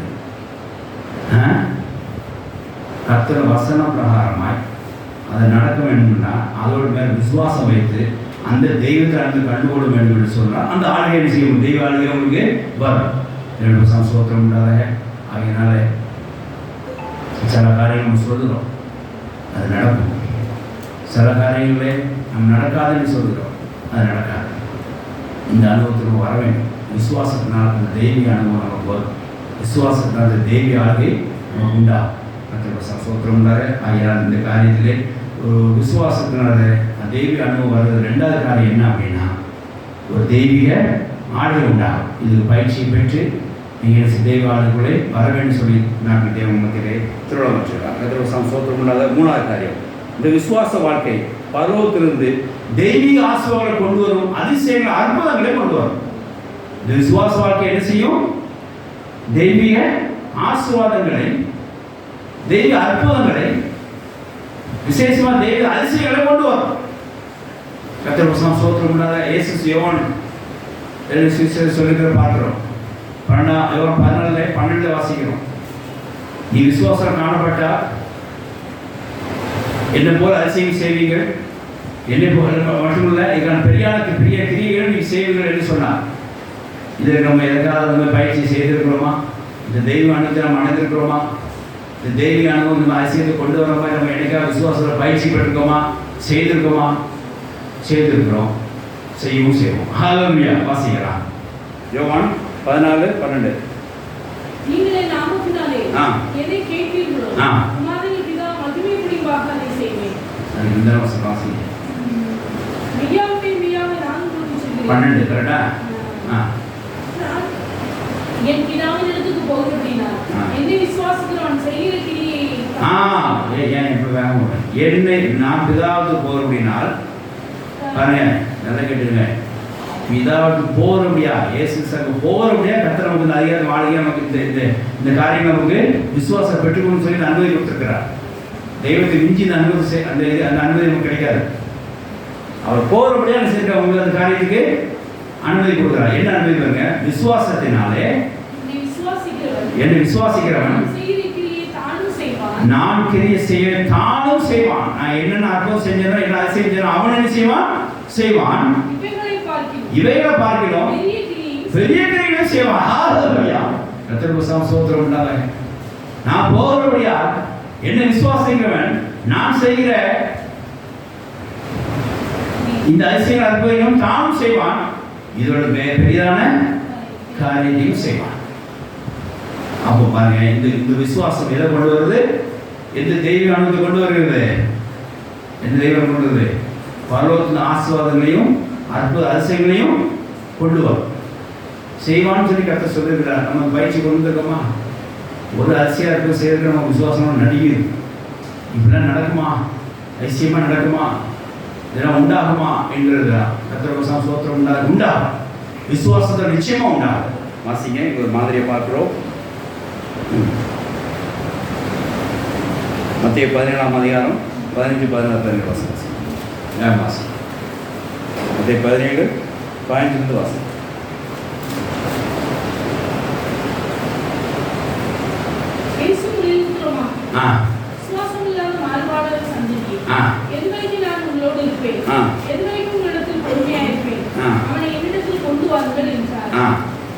என்ன சொல்றாரு அப்படின்னா, இந்த சந்திரகி அப்படிங்கிற வியாதி என் மகனுக்கு பிடிச்சிருந்தது.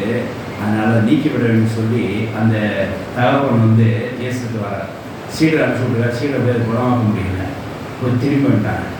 அப்போ எந்த அளவுக்கு மாறுபாடாக விசுவாசம் உள்ளவங்க என்னன்னு சொல்லி சத்தம் போடுறாரு. அப்போ விசுவாசம் என்ன செய்யல, அவங்களுக்கு ஒரு ஆசிலேஷன் இருந்துட்டு, மாறுபாடுன்னு நினைத்தோம், ஒரு ஆசிலேஷன் உண்டாகிட்டே இருக்கு. ஏன் அப்படி இருக்கீங்க அப்படின்னு சொல்லி கேட்குறாரு. சரி அவனை கொண்டு வாங்கன்னு சொல்லி சொல்கிறார். உடனே கர்த்தர் அதை அதட்டுறார். இயேசு சார் அதட்டுறார். அந்த பையன் அங்கே சுகமானான். ஹல்லேலூயா. இப்போ கேட்குறான், வாசிங்க. இயேசு பிசாசை அதட்டினார். உடனே அது அவனை விட்டு புறப்பட்டது. சுத்தமானான். அப்பொழுது சீஷர்கள் இயேசுவிற்கு தனித்து வந்து அதை துரத்திவிட எங்களால் ஏன் கூடாமல் போயிற்று. அதாவது ஆண்டவரே நீர் செய்த அற்புதமே நானும் செய்வேன், எதுக்கு மேலான காரியம் செய்வேன் அப்படின்னு எனக்கு சொன்னீங்கல்ல, எங்களால் ஏன் அதை செய்ய முடியாமல் போயிடுச்சு அப்படின்னு நீங்கள் நம்ம பார்க்குறோம். அத்தை சொன்ன வார்த்தை என்ன தெரியுமா? வாசிக்கலாம். அதற்கு இயேசு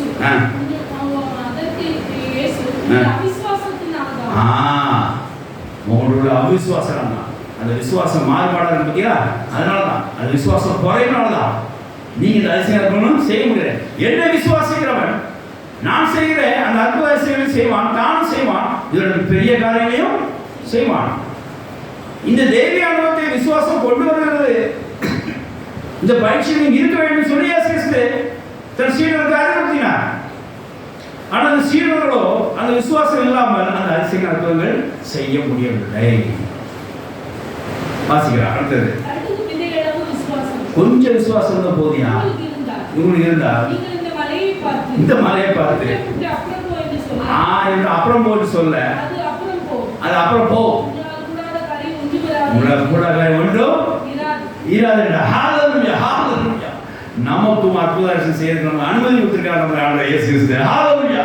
அது எப்படின்றது எப்படி உண்டா? விசுவாசம் உண்டா? இந்த பல்ல கட்டப்படும். அந்த பல்ல போனா செய்யாது, ஒரு ஆவி போனா போ, ஒரு ஆவி தாங்கினா தாங்கும். அதான் பெரிய ஒரு நாள் வழிபட ஒரு சம்பவம் தான் சொன்னாங்க. ஒருத்தர் கொண்டு வந்தாங்களாம். ஐயா நம்மளை சோகமாக பண்ணியா ரொம்ப பேர் பிடிச்ச மாதிரி இருக்கான்னு சொல்லி சங்கிலியெல்லாம் கட்டி போட்டுருக்கோம் அப்படின்னா, சரி இந்த தூணில் கட்டி போட்டு சொல்லி சபையிலே ஒரு ஆலயத்தில் ஒரு தூண் இருக்குது கட்டி போட்டுன்னு சொல்லி சொன்னாங்க. கட்டி போட்டாங்க. ஐயா என்ன ஊசிட்டோம் போல எல்லாம் நினைச்சாங்க. சரி போய்ட்டு அப்புறம் வாங்க அப்படின்னா பெட்ரோல் பார்த்தாங்க. என்னையா அப்படி சொல்லி போயிட்டு வாங்க அப்படின்னாங்க. ஒரு 2 நாள் கழிச்சு மறுபடியும் வந்தாங்க. வரும்போது அவர் அவங்க என்ன ஊசி ஆவி வரட்டி பீஸ் பண்ணி இந்த பையன் நல்லா என்ன போயிட்டாங்க. கேட்டாங்க, ஏன் அன்னைக்கு வந்த அன்னைக்கு ஐயா செய்கிற 3 நாள் கட்சி செய்கிறாங்க. இது என்ன செய்யணும், உபவாசத்தில் அந்த ஆவி போகும், நீ வச்சுட்டு போங்க, நான் சொன்னால் அது நடக்கும், அது நடக்கணும் அப்படின்னா அதுக்கு எனக்கு டைம் கொடுக்கணும் என்று சொல்லி காமித்தாங்க. அந்த மாதிரி அந்த ஆவி போச்சு அவன் சொஸ்தமானான்னு சொல்லி பார்க்குறோம். இங்கே பாருங்க, அதே தான் இந்த ஆவி. அதுக்கடுத்த இந்த ஜாதி பிசாசு ஜபத்தான் உபவாசம் வேண்டி கொண்டு போகாது. இப்படி அங்கே விசுவாச பயிற்சிக்கான வேண்டிய காரியங்களை ஆவிக்கிற காரியங்களை இயேசு சீடர்கள் சொல்லிக் கொடுத்தாங்க. இப்போ பேருக்கு ஸ்டடி ஆகிட்டார். இவங்க நினைச்சிட்டாரு பேர், ஓஹோ விசுவாசம் இல்லாததான் நம்ம வீட்டில் நம்ம வீட்டில் செய்யல அற்புத அதிசயங்களை செய்ய முடியல அப்படின்னு. நான் ஒரு ஊழியத்துக்கு போயிருந்தோம். போன இடத்துல அது ஒரு அவுட்டரு, ஒரு 3 ஹவுசஸ் போயிருந்தோம். வேடிக்கையாக இருந்துச்சு. பெட்ராவை தாண்டி ஒரு கிராமம். அந்த கிராமத்தில் எப்படின்னா ஒரு வீட்டுக்கும் இன்னொரு வீட்டுக்கும் 5 கிலோமீட்டர் தூரம் இருக்குது. எப்படிங்க, ஒரு வீட்டை கொடுத்தாங்கன்னா இவங்க காட்டை தாண்டி தான் அடுத்த வீட்டுக்கு போனோமா, அது 5 கிலோமீட்டர் தூரம் இருக்குது. நான் எதிர்பார்க்கவே இல்லை. ஒரு 3 ஹவுஸுக்கு தான் போனோம். அங்கேயே எனக்கு கிட்ட 18-25 கிலோமீட்டர் காலி ஆகிட்டு. பெட்ரோல் ஒரு பஸ்ஸு கிடையாது, பெட்ரோல் கிடையாது. ஒரு 3ஆவது வீட்டுக்குள்ளே நாங்கள் உள்ளே போயிட்டோம். 3ஆவது வீட்டுக்கு போகலை. போகிற வழியில் வண்டி நின்று போச்சு. அப்புறம் உடனே அவன் சீட்டை சொல்லி, ஐயா வண்டி நின்று போச்சு, ஐயா என்ன பண்ணுறது, அது இன்னும் 3 கிலோமீட்டர் போனது நான் வீட்டுக்கு என்ன செய்யறது. அவர் வண்டியில் பெட்ரோல் இருக்கா, நான் ஸ்கூட்டர் அது வேற எடுக்க முடியாது வண்டியிலேருந்து, என்ன பண்ணுறது என்ன. சரி அப்படின்னு சொல்லிட்டு பின்னாடி வண்டியை தொட்டு லோக் பண்ணேன். வண்டியை படுக்க போட்டேன், நிமித்தினேன். கரெக்டாக அந்த 3ஆவது ஹவுசஸ் 9 வரைக்கும் பெட்ரோல் இருந்தது. அங்கே ஒரு புல்லட் வச்சுருந்தார். அந்த புல்லட் கலந்து அப்படியே பெட்ரோல் விட்டு பெட்ரோல் பங்கு போகிற வரைக்கும் பெட்ரோல் இருந்தது. ஹல்லேலூயா. ரொம்ப அதிசயமான காரியம். கைவத்தி ஜெபம் பண்ணோன்னு அங்கே என்ன உண்டாயிடுச்சு, ஒரு அற்புதம் உண்டாயிடுச்சு. வண்டி என்ன செஞ்சு பெட்ரோல்லாம் கூட மூமெண்ட்ஸில் அது போக ஆரம்பிச்சது. ஹல்லேலூயா. நம்மளாலையும் அந்த அதிசயம் செய்யணும்னு சொல்லி இயேசு சொல்கிறார். ஆனால் அதுக்கு என்ன வேணும்? விசுவாசம் உண்டா? விசுவாசம் இருக்கணும். கடுகளவு விசுவாசமாக முடியாது. மாறுபாட விசுவாசம் இருக்கக்கூடாது. குறைவான விஷயம் இருக்க முடியாது. அற்புத விஷயங்களை காண முடியாது. உங்களுக்கு காரியம் மாற வேண்டும் என்று சொல்ல விசுவாசம் வேண்டும். என் கடன் விஷயம் மாற முடியுமான்னு யோசித்த ஒரு நாள், அப்படி அது மாற முடியாதுன்னு கண்டுபிடிச்சிட்டேன். அப்பதான் அவனோட கதறினேன், உனக்கே இந்த கடன் பிரச்சனை, இந்த மலை போன பிரச்சனை போகாதுன்னு சொல்லி ஏன் அவிசுவாசம் வரேங்கிறத சொன்னா, எவ்வளோ விஷயம் செய்து கொடுக்குற உனக்கு அதை செய்ய மாட்டானா, கொஞ்சம் விசுவாசம் இந்த மலை, இந்த கடன்கிற மலை உனக்கு அகன்று போகும் என்று சொன்னான். கொஞ்சம் தான் விசுவாசம் வச்சு எப்படி கத்த இந்த கடன் தீர்த்து வரணும், அவ்வளோதான். ஈஸியாக தீர்த்துட்டார். ஹல்லேலூயா. அது தகடு கூடியாக இந்த கடன் பிரச்சனை நீக்கி போட்டார். இலவசம் சோத்திரம் இந்த மாதிரி அதிசயங்கள் அற்புதங்கள் நடக்கணும். வாழ்க்கையில் விசுவாசம் இருக்கும்போது நடக்கும். உங்களால் அந்த பேர் கேட்கிற ஒரு சின்ன பிள்ளை, ஆண்டவரே எங்களால் ஏன் கூடாமல் போயிடுச்சு, என்ன எங்களால் ஏன் கூடாம நீங்க சொல்லின ஆண்டவரே என் சீடனை இதோட மேலான கிரியை செய்யலாம், எங்களால் முடியலையே அப்படின்ட்டார். எல்லாம் உங்களோட விசுவாசம் அவிசுவாசம் தான் அப்படின்னு சொல்லிட்டார். கத்திரவசம் சோத்திரம் தான் இப்போ காரியத்தை கற்றுக் கொடுத்தார். என்ன அப்போ பரலோகத்துக்கு ஒரு தெய்வீக அனுபவம் வேணும்னா, பரலோகத்துக்கு தெய்வீக ஒரு அதிசயம் செய்ய வேண்டும்னா, பரலோகத்துக்கு ஒரு அற்புதம் நமக்கு கிடைக்க வேண்டும்னா அதுக்கு என்ன செய்யணும்? போல விசுவாசத்தோடு இருக்க வேண்டும் என்கிறத அது பேர் கொண்டு வந்தார். இப்போ பாருங்க, அப்போஸ்தலர் 3ஆம் அதிகாரம் 4 வாசிங்க. வாசிங்க.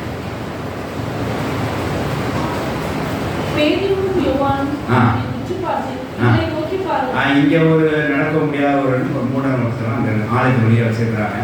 அவனை நாலு தூக்கி கொண்டு தான் ஆலயத்தை வச்சிருக்காங்க. வரலாற்றை யாசகம் கேட்கறாங்க. பேதுரு யோவான் அங்கே வாராங்க.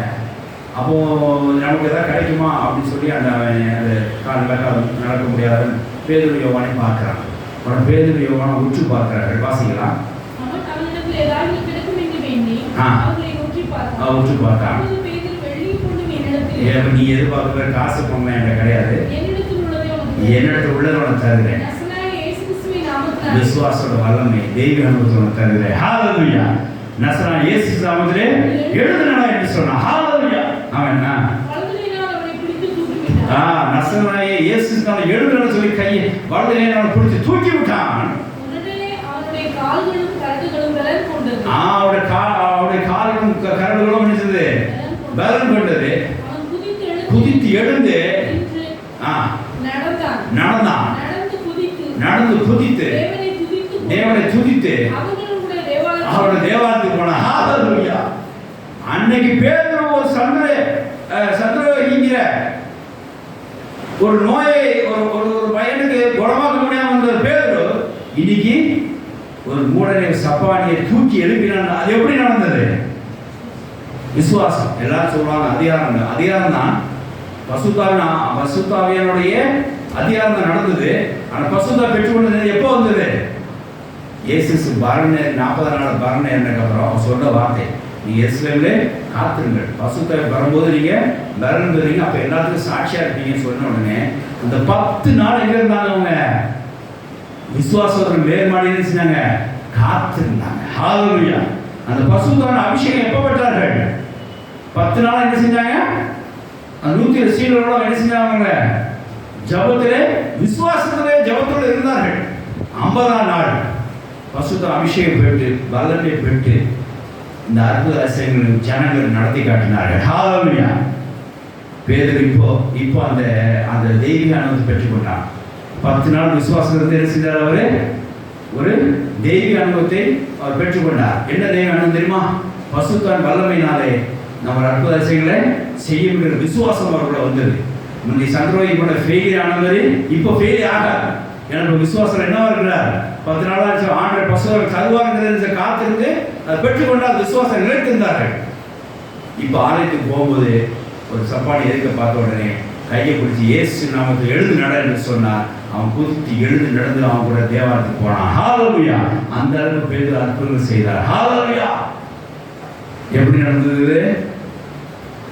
நடந்தது விசுவாசம். இப்ப தெய்வீக அனுபவம் புரிஞ்சுதா?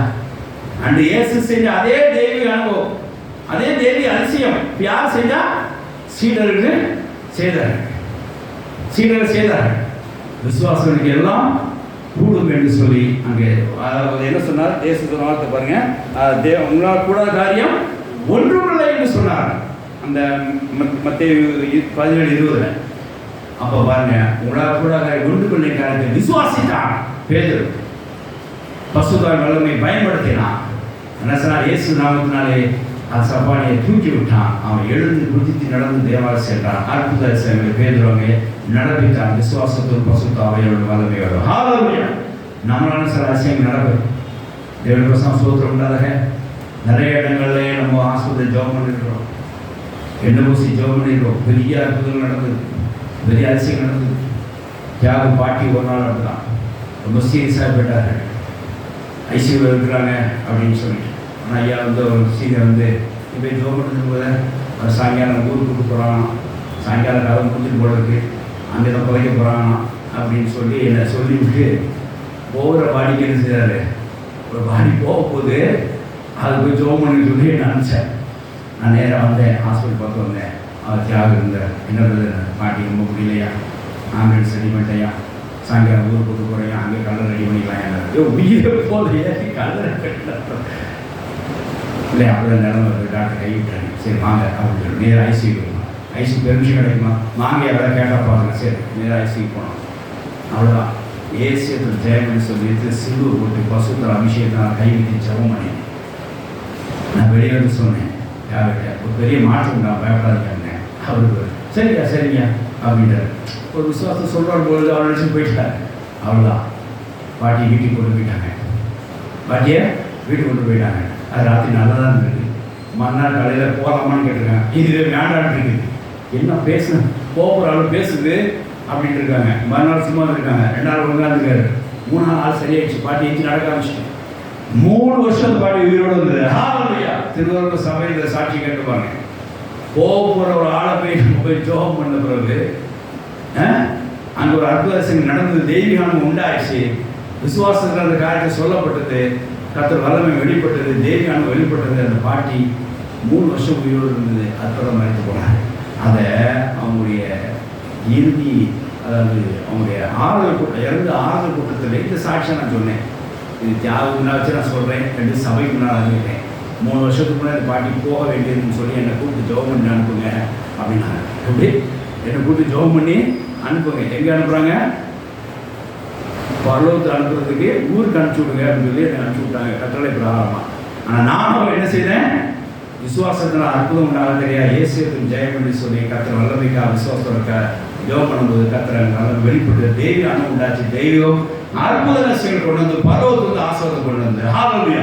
3 வருஷம் பாட்டி உயிரோடு இருந்து சாட்சி எப்படி நான் பார்க்க முடியும். ஜெயலலிதா சோதரம் நம்மளால செய்ய முடியும்.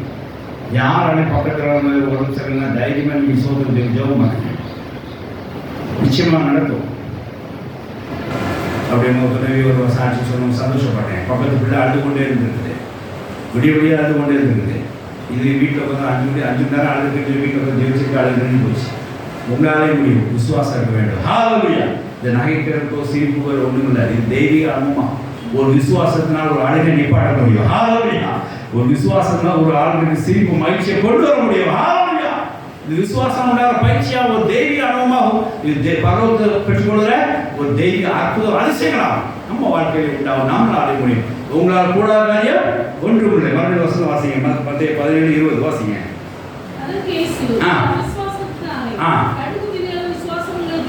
இருந்தால் அந்த அதிசயம் நடைபெறும். அந்த பரலோக ஆசீர்வாதம் நடைபெறும். பரலோக ஆசீர்வாதம் கிடைக்கும். அந்த தெய்வீக அதிசயம் நடைபெறும். தெய்வ அற்புதம் நடைபெறும். உங்களால் கூடாத காரியம் ஒன்றுமில்லை என்று இயேசு சொன்னார். ஹல்லேலூயா. இதுக்கு அடிப்படை விசுவாசம் வேணும். அப்புறம் என்ன வேணும்? பரிசுத்தாவின் அபிஷேகம் வேணும், வல்லமை வேணும். பேதுரு அதுக்கப்புறம் இந்த வார்த்தை கேட்டதுக்கு அப்புறம் 40 நாட்கள் 120 சக நண்பர்களோடு இருந்து விசுவாசம் காத்திருந்து 50 நாள் பசுவை பெற்ற உடனே பல அற்புதங்கள் செய்தார். அன்னைக்கு சந்திரோதிகள் அந்த மனுஷனுக்கு ஃபெயிலியர் ஆனவர் அவர் இதுவரைக்கும் அதுக்கு என்ன செய்வதுக்கப்புறம் இதுக்கப்புறம் அவர் என்ன செய்யறது? ஃபெயிலியர் அவர் வாழ்க்கையில் உண்டாக விசுவாசம், விசுவாசமுடைய தெய்வீக அனுபவம். அந்த தெய்வீக அனுபவம் தெய்வ அற்புதத்தை செய்து கொண்டு வந்து பரலோக ஆசீர்வாதங்களை கொண்டு வந்து நம்மளாலையும் அது கூடும் என்று சொல்லி சொன்னார். கர்த்தருக்கு ஸ்தோத்திரம் உண்டாக. ஆகையினாலே விசுவாசம் ஒரு தெய்வீக அனுபவத்தை கொண்டு வரும். அந்த தெய்வீக அனுபவம் மூன்றாவது காரியமாக என்ன அப்படின்னா பரலோகத்திலிருந்து ஆசீர்வாதங்கள் கொண்டு வரும், பரலோகத்திலிருந்து அற்புத அதிசயங்களை கொண்டு வரும். இது வியாதி குற்ற சோகம் மட்டும் இல்லை, உங்களுக்கு வேண்டிய ஆசீர்வாதம் வேணா கூட நீ பரலோக விசுவாசம் கேட்கலாம். நான் அதிசயமாக மீன் வாயில் வெளி பண்ணது அந்த மாதிரி கேட்கலாம். அதிசயங்கள் உண்டா? பரலோக ஆசீர்வாதங்கள் கொண்டு வரும் விசுவாசம். இந்த தெய்வ அனுபவத்தை பரலோகத்திலிருந்து ஆசீர்வாதம் கொண்டு வரும். அதனால் என்னன்னாலும் நீங்கள் உங்களால் கூட காரியம் ஒன்றும் இல்லை என்று இயேசு சொல்லியிருக்கிறார். அதுக்கு அடிப்படை விசுவாசம். அந்த விசுவாசம் ஒரு தெய்வீக அனுபவத்தை கொண்டு வரும். அந்த தெய்வீக அனுபவம் பரலோகத்துக்கு ஆசீர்வாதத்தை நமக்கு அனுப்பிவிடும். பரலோகத்திலிருந்து தெய்வ அற்புத அதிசயங்களை அதை நமக்கு கொண்டு வரும். ஹல்லேலூயா. ஆகையினாலே இந்த 3 பயிற்சியை நம்ம வாழ்க்கையில் தொடர்ந்து இருக்கிறோம். நிறைய பயிற்சி இருக்குது, நம்ம நேரத்துக்கு சுருக்கமாக பார்க்குறோம். 3 பயிற்சி. விசுவாசம் தெய்வீக அனுபவத்தை கொண்டு வரும். தெய்வீக அனுபவம் என்பது சிருஷ்டிகர் தாம் செய்யப்படுற காரியத்தை சிருஷ்டிக்கு மறைக்காமல் வெளிப்படுத்துகிற ஒரு அனுபவம் தான் தெய்வீக அனுபவம். அந்த அனுபவத்தை விசுவாசம் நம்ம கொண்டு வந்து தருகிறது. அந்த அனுபவ பயிற்சி நமக்கு வேணும். அந்த தெய்வீக அனுபவ பயிற்சி விசுவாசம் கொண்டு வருது. அந்த விசுவாச வாழ்க்கையான தெய்வீக அனுபவத்தை கொண்டு வரும். தெய்வ அனுபவ பயிற்சியை கொண்டு வரும். அது முதல் பயிற்சி என்னன்னு பார்க்குறோம். விசுவாசத்தினாலே தெய்வ அனுபவத்தோட முதல் பயிற்சி என்ன அப்படின்னா தேவனுடைய வல்லமை நம்ம கொண்டு வந்து தரும், வேதனை நீக்கிவிடும். அந்த விசுவாச வாழ்க்கையுடைய தெய்வீக அனுபவத்தோட 2வது பயிற்சி என்ன அப்படின்னா நமக்கு ஒரு ஆளுகை கற்றுத்தரும். அந்த ஆளுகையை நம்முடைய காரியங்களை நடைபெற செய்யும். நம்ம சொன்னால் அது செய்யும், நம்ம நிப்பாட்ட அது நிப்பாட்டும். இப்படி தெய்வீக ஒரு அனுபவத்தை இந்த ஆளுகை தெய்வீக ஆளுகை விசுவாசம் நம்ம கொண்டு வரும். 3வது காரியம் நம்மளோட விசுவாச வாழ்க்கையானது ஒரு தெய்வீக அனுபவத்தை கொண்டு வருகிற 3வது பயிற்சி என்ன அப்படின்னு சொன்னால் அவர் பரலோகத்திலிருந்து அற்புதங்களையும் ஆசீர்வாதங்கள் அதிசயங்களையும் நம்ம தேவனிலிருந்து நமக்கு கொண்டு வந்து கொடுத்தோம். நம்மளை கூட ஒன்றுமில்லை என்கிற ஒரு தெய்வீக அனுபவத்தை இந்த விசுவாசம் கொண்டு வரும்னு சொல்லி இந்த தெய்வீக அனுபவ பயிற்சியானது நமக்கு வேதாந்தம் நமக்கு சொல்லிக் கொடுக்கப்படுகிறது. தேவ சோத்திரம் உண்டாக.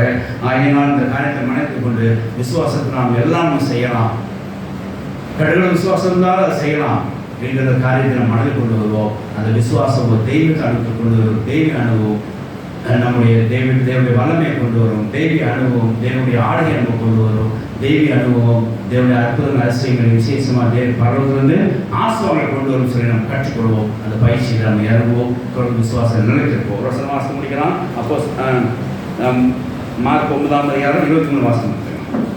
மார்க் 9:23.